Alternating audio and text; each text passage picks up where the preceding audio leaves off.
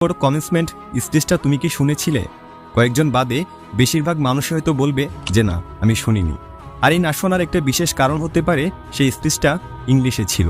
বড় বড় মোটিভেশনাল স্পিকাররা এই স্পিচটাকে হাইলি রেকমেন্ড করেছেন সবার জন্য। জীবনে একবার হলেও যে স্পিচটা প্রতিটি মানুষের শোনা উচিত। বাট শুধু ল্যাঙ্গুয়েজ ব্যারিয়ারের জন্য ওয়ার্ল্ডের সবচেয়ে সেরা স্পিচটা, পৃথিবীর সেরা অনুপ্রেরণামূলক বক্তব্যটা তুমি শুনতে পারবে না, তা তো হতে পারে না। তাহলে আজ কথা সব স্টিভ জবসের। আমি শুধু ভয়েস দিয়ে বাংলায় আর অনেক সহজ ভাষার ব্যবহার করে সেই বক্তব্যটা তোমাদের শোনাচ্ছি, যাতে তুমি বলতে পারো যে হ্যাঁ, সেই পৃথিবী বিখ্যাত ভাষণটা আমি শুনেছিলাম।